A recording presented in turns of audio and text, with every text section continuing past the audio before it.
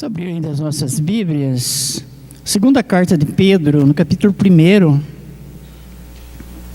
os versos 3 ao 10.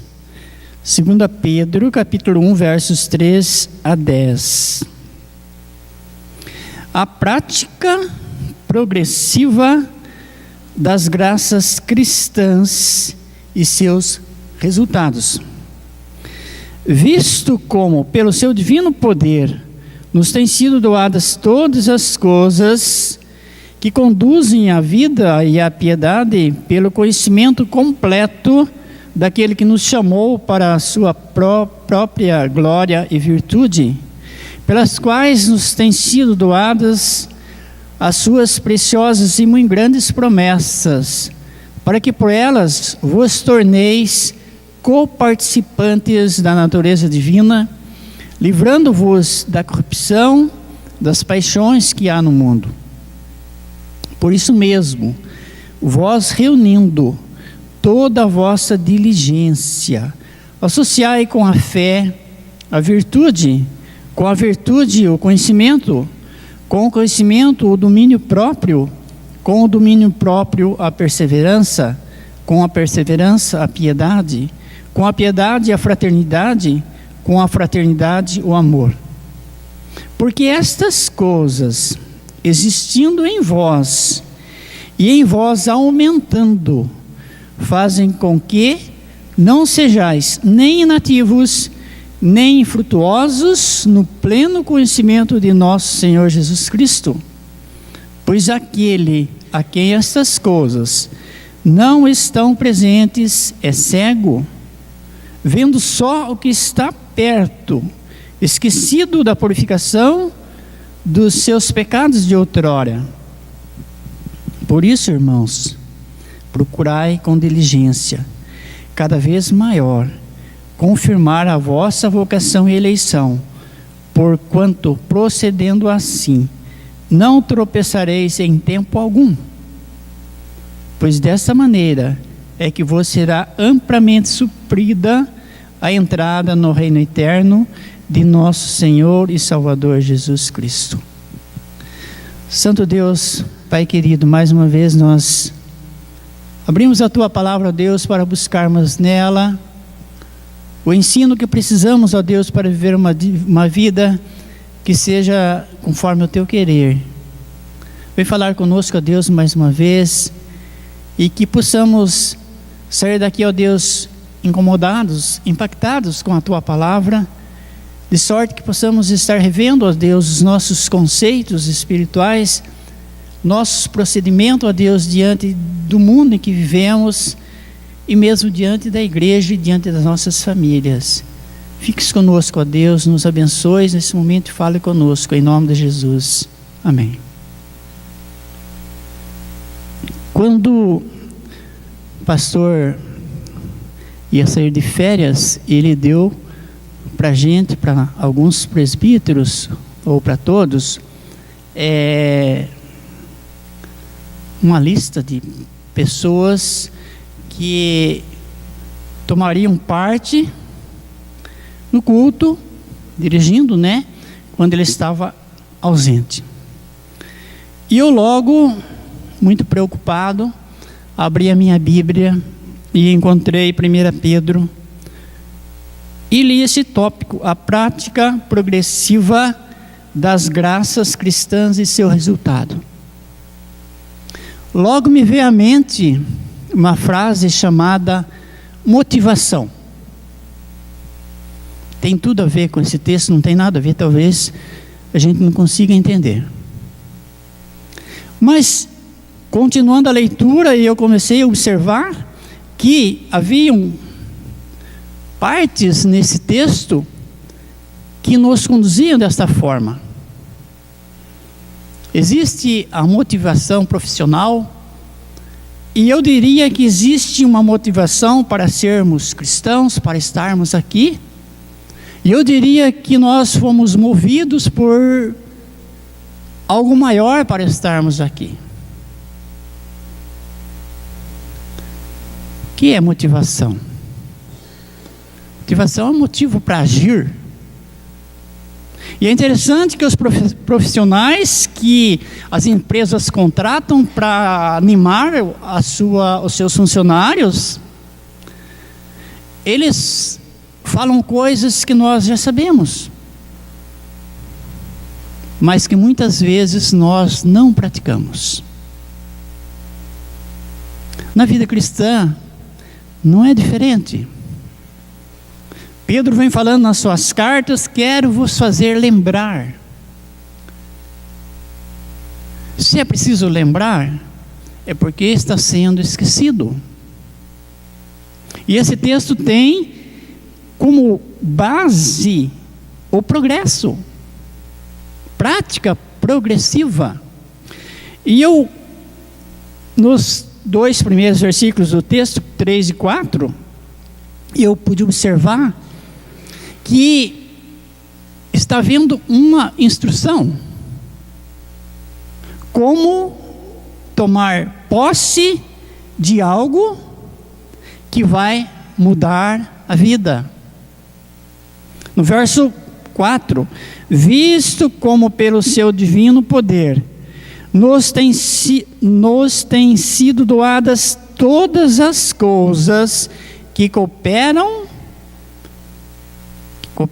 que conduzem a vida e a piedade. Coisas que estão sendo doadas por nós, por Deus. E coisas que nós temos que lançar mão delas para que possamos ter progresso. Talvez você esteja pensando: eu estou cansado de ouvir isso.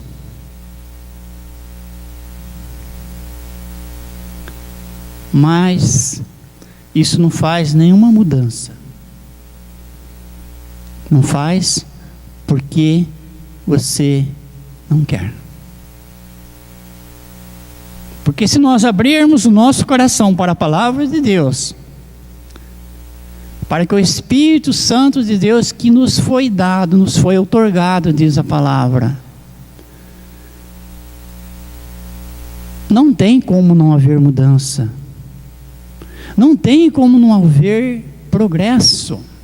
É interessante a gente observar aqui, a grosso modo, que ele não está falando de salvação, mas está falando de crescimento de pessoas salvas, de pessoas que conhecem a Deus, e pessoas que tiveram já uma experiência com Deus. Eu vou repetir: visto como pelo seu divino poder, de quem? Poder de Deus, nos tem sido doado todas as coisas que nos conduzem à vida e à piedade, pelo conhecimento completo daquele que nos chamou para a sua própria glória e virtude. Nós fomos chamados. Se nós não estamos entendendo, se nós não estamos conseguindo sentir modificação nenhuma nas nossas vidas, é porque o nosso conhecimento não é completo. E o nosso conhecimento não é completo porque nós não queremos que seja. Porque na nossa vida profissional nós fazemos o impossível para alcançarmos aquilo que nós queremos. Não é isso que os motivadores dizem? Você tem que ter coragem. Você tem que fazer aquilo que você nunca fez, para que você possa ter mudanças. Dizem que mudança é algo que causa medo. Eu ouvi uma mensagem com respeito à motivação, e ele dizia: mude, se der errado, desmude, mas não fique de braços cruzados. E lá no final do texto ele vai falar de alguém que é cego, ou seja, ele enxerga muito perto. Se eu tirar os meus óculos, eu não vou definir as pessoas do fundo, mais ou menos essa situação. Mas graças a Deus, Ele tem aberto os nossos olhos espirituais para a sua palavra. E isso que faz a mudança nas nossas vidas. E quanto mais o tempo passa, mais a gente vai aprendendo que é preciso ter cuidado com a nossa vida. Nós falamos isso com Ezequiel e o Pedro ali na salinha ao lado. Cuidado com as coisas. E esse cuidado faz com que nós possamos prosseguir, alcançar o progresso nas nossas vidas. As pessoas que descuidam das coisas que acontecem, dá em nada aquilo que ele começa. Por quê? Porque não houve o devido cuidado. No verso 4 ele diz: pelas quais o quê? Pelas virtudes que já nos foram dadas, pelo conhecimento de Deus, pelo chamado de Deus, pelo doar de Deus em nossas vidas, a virtude, para a sua virtude e glória, eles nos têm doado ainda mais coisas, essas preciosas e muito grandes promessas, para que vos torneis o quê? Co-participantes da natureza divina, livrando-vos da corrupção das paixões que há no mundo. Existe um ditado que diz: o pior cego é aquele que não quer ver. Quando nós olhamos para a palavra de Deus, é preciso que estejamos atentos o que Deus quer falar conosco. Esse versículo diz que Ele quer que nós nos tornemos co-participantes da natureza divina. Como isso é possível? Como isso pode acontecer na minha e na sua vida? Através do Espírito Santo. Quando nós aceitamos o Senhor Jesus nas nossas vidas, nós aceitamos Deus Pai, Filho e Espírito Santo, não é assim? Quantas pessoas dizem que conhecem Deus, mas não faz nada daquilo que Deus pede, daquilo que Deus ensina, daquilo que Deus, de certa forma, exige dos seus filhos?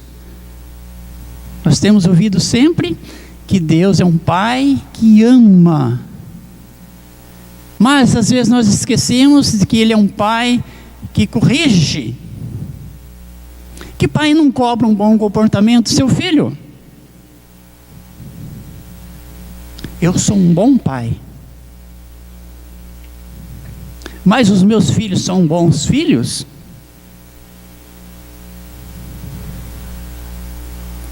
Bom pai é aquele que cobra um bom comportamento do seu filho.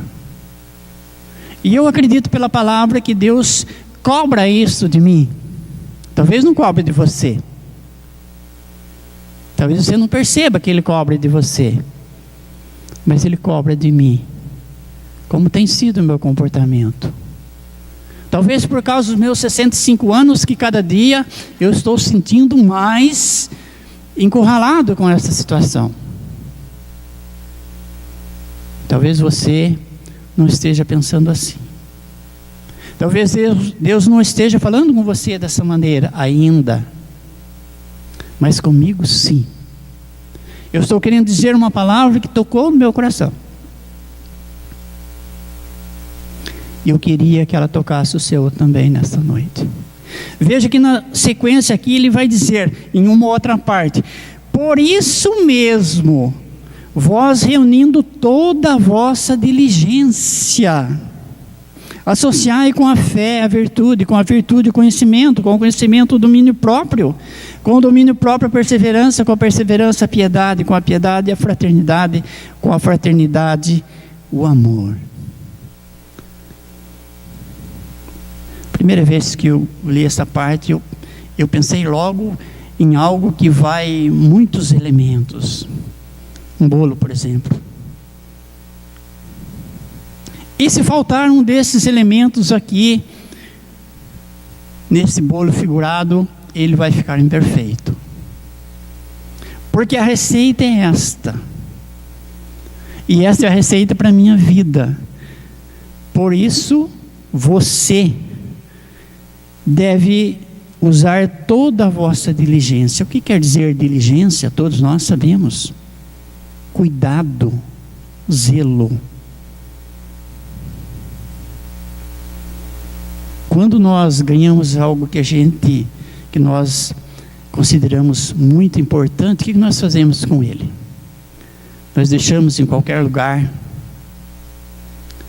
onde seja de fácil acesso às crianças que não sabem o valor daquilo? Claro que não. Nós cuidamos. Como eu tenho cuidado da minha vida espiritual? Como eu tenho cuidado deste corpo que é o templo do Espírito Santo? Como eu tenho cuidado da minha mente para eu não pecar contra o meu Deus? Quero abrir um parênteses aqui. Todo pecado que nós cometemos, nós clamamos a Deus e Ele nos perdoa. Só que tem um detalhe que a gente nem sempre se lembra. O pecado, mesmo perdoado, ele tem consequências. Quem estava de manhã ouviu na meditação de manhã, quando Davi pecou, adulterando, matando e depois encobrindo, tentando encobrir o seu pecado. Até aí estava tudo bem. Mas quando o profeta Natã, enviado por Deus, aponta o seu pecado, ele fala: pequei. Mas nós acreditamos no perdão. E o perdão existe para aquele que confessa o seu pecado. Mas as marcas do pecado continuam. Davi teve sérios problemas, apesar de ser o homem segundo o coração de Deus, com todas as virtudes que nós ouvimos na mensagem de hoje de manhã. Ele teve consequências gravíssimas, mesmo depois de perdoado o seu pecado. Então é preciso cuidarmos para que não pequemos. É possível isso? Acho que não. Acho que sim, tem hora eu acho que sim. Vai depender da minha diligência, vai depender do meu empenho, vai depender do meu esforço. Vai depender de quanto eu reconheço que sou fraco, que careço da graça, da misericórdia de Deus. Cada dia vai depender. Então é preciso que juntemos toda a nossa diligência e lutemos pela fé, pelo amor de Deus que nos foi derramado um dia pelo sacrifício de Cristo. O Deus Pai amou de tal maneira você e a mim, que deu seu único Filho. Era a única solução que Deus tinha para salvar você e a mim. A única, não tinha outra. E Deus fez isso. É preciso juntar toda a vossa diligência. É preciso haver todo o empenho, todo o esforço da nossa parte, para que não entristeçamos o Espírito de Deus. Esse texto é bastante bacana porque ele vem nos ensinando como deve ser o nosso comportamento e como pode ser progressiva a nossa vida e como ela pode ter bons resultados. Mas é preciso fazermos a nossa parte, sim. Eu quero repetir que para a nossa salvação nós não podemos fazer nada. Mas depois de salvos, como gratos a Deus, nós devemos nos esforçar para fazermos o melhor que pudermos para a glória de Deus.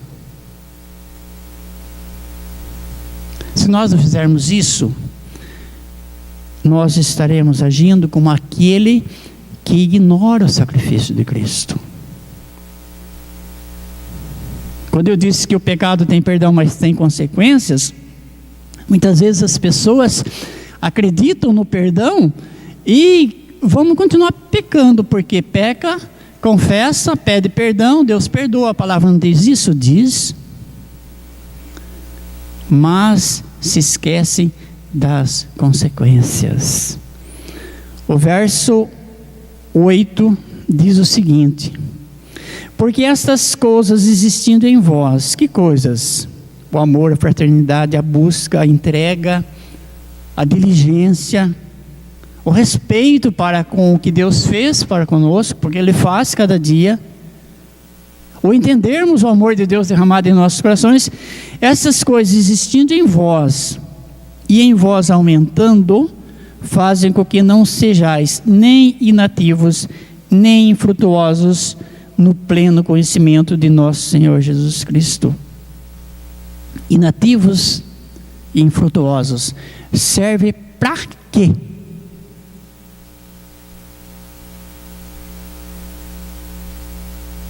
Para que alguém que era uma planta que não vai produzir nada? Inativos, pior ainda, não vai nem nascer. Serve para quê? No Salmo de número 1 diz: bem-aventurado é o homem que não anda no conselho dos ímpios,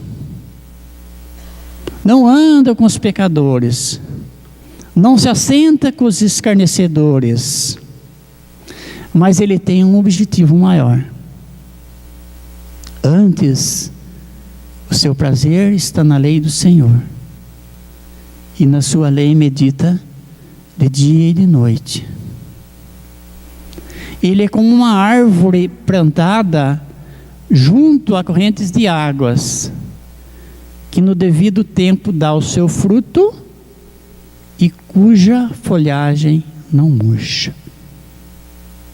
Então Deus me alcançou, me salvou pelo sacrifício de Jesus. Ele espera alguma coisa de mim, com certeza. Jesus diz em João capítulo 15, que Ele nos escolheu para que pudéssemos produzir fruto. Ele fala, e para que o vosso fruto permaneça. Já viu uma árvore que dá um fruto este ano, depois demora 3, 4 anos para dar outro fruto, não sabe se vai dar de novo? Ontem a gente estava limpando o nosso terreno, a Zenir falou: essa árvore não dá fruto. Eu falei: mas ela já deu uma vez. E daí eu animei ela, falei: vai dar de novo.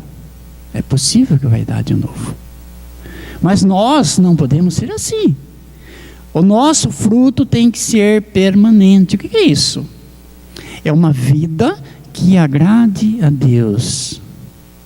Uma vida que esteja de acordo com os ensinamentos de Deus.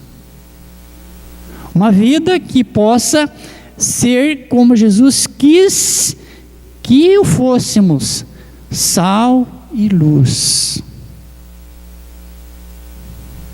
E luz é para brilhar no escuro, nas trevas. Diferente do sal. Por que diferente do sal? Porque o sal é para não deixar estragar. O sal é para conservar. Então, se usa o sal antes de o produto que você vai salgar, já deteriorou. A luz é o contrário. A luz se acende depois que está escuro. A gente nem sempre atenta para esses detalhes. Talvez seja fácil ser sal. Talvez seja difícil ser luz. Por isso que nós temos que entender que o nosso fruto deve permanecer. Pois aquele a quem estas coisas, verso 9, não estão presentes, é cego, vendo o sol que está perto, esquecido da purificação dos pecados de outrora. Aquele a quem essas coisas não estão presentes é cego. Não totalmente cego, né? Vendo só o que está muito próximo. Não tem visão do futuro. Não tem visão do progresso. Por isso, ele se acomoda. Ele vê muito pertinho. Ele não é capaz de viver a prática da palavra. Por quê? Porque ele não tem visão. Queira Deus que nem eu, nem você seja essa figura. Porque quando nós lutamos por alguma coisa, é porque nós enxergamos lá na frente. Na vida espiritual, se nós vivermos a nossa vida espiritual pensando no aqui e agora, nós vamos ficar no aqui e agora a vida toda. E no final não sei no que vai dar. É preciso que estejamos com os nossos olhos voltados para Cristo, para Jesus, o autor e consumador da fé. É preciso que os nossos olhos enxerguem longe,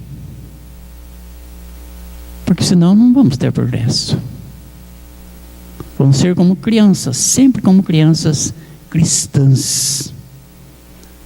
Aquele que não é capaz de desenvolver nenhum trabalho, aquele que não é capaz de ouvir nenhuma palavra mais forte, mais dura. Por quê? Porque ele é cego. Por isso, irmãos, procurai com diligência cada vez maior confirmar a vossa eleição, porquanto procedendo assim, o resultado: não tropeçarás em tempo algum. Dá para pensar muito bem nisso. Não tropeçar em tempo algum. Parece que esse ensino é para alguém que alcançou a perfeição. Paulo disse que ele não havia alcançado, mas ele lutava para alcançar. Isso deve ser o nosso desejo. Querermos cada dia mais de Cristo. Querermos cada dia sermos mais parecidos com Cristo. Querermos cada dia progredir na vida cristã, progredir na fé. Querer cada dia ser mais útil ao trabalho de Deus. E para isso, nós temos que tomar algumas atitudes que muitas vezes nós não temos tomado. Talvez nós tenhamos esquecido de muitos passos na nossa vida cristã. Principalmente nós, os que já nascemos na igreja, se é que pode alguém nascer na igreja, mas que é crente desde a infância. É preciso que a palavra de Deus nos incomode cada dia. E se isso acontecer, com certeza, nós vamos dando rumo para a nossa vida espiritual. Ou nós vamos tomando o rumo que já foi traçado por Deus para nós. Aí com certeza nós vamos ser pessoas bem-sucedidas na vida espiritual. Nós queremos ser bem-sucedidos no que nós fazemos, no nosso trabalho, no nosso dia a dia, no nosso casamento, na nossa família e assim por diante. Mas muitas vezes nós nos esquecemos que se formos bem-sucedidos na vida espiritual, essas outras situações de sucesso serão agregadas. Jesus falou o quê? Buscar em primeiro lugar o quê? O seu reino e a sua justiça. As demais coisas vai levando na barriga? Não. As demais coisas serão acrescentadas. Sempre a gente ouve falar que a igreja começa em casa, na família. Então, se nós queremos ser bem-sucedidos na nossa vida cristã, se nós queremos ser bem-sucedidos na nossa vida, no nosso trabalho profissional, se nós queremos ser bem-sucedidos na nossa casa, há um caminho árduo a percorrer. É preciso muita sabedoria. E essa sabedoria nós encontramos aonde? Na palavra de Deus. No Salmo 111 que nós lemos, no último versículo, diz o quê? O temor do Senhor é o princípio da sabedoria. E o restante do versículo diz o quê?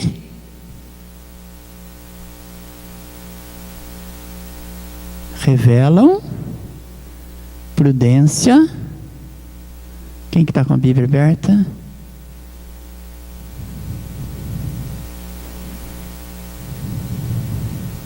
Salmo 111, último versículo. O temor do Senhor é o princípio da sabedoria.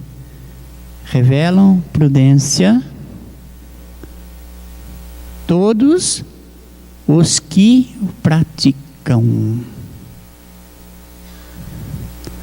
Essa é uma palavra muito bacana. Prática. Vamos levar esse versículo para casa. O temor do Senhor é o princípio da sabedoria, mas é preciso praticar. De outra sorte, é uma palavra como uma outra palavra.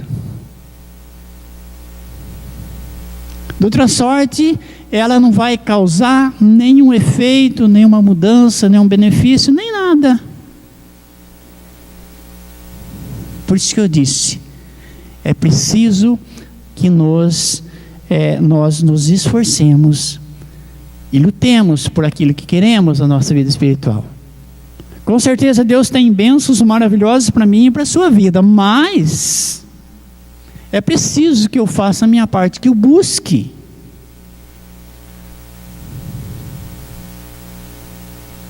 É preciso que eu busque. E essa busca é individual. Às vezes a gente fica olhando para os lados, como que é o comportamento de um, como que é o comportamento do outro, como que um faz, como o outro faz, e nos esquecemos de nós mesmos. Fecha seus olhos e fala para Deus que você precisa dele. Vamos orar? Pai amado,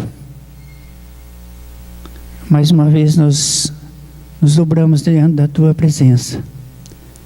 Queremos confessar a Deus que carecemos do Senhor a cada instante para nos orientar, para dar rumo, ó Deus, às nossas decisões, que muitas vezes, ó Deus, são decisões erradas. Muitas vezes, ó Deus, a nossa motivação não tem a tua aprovação.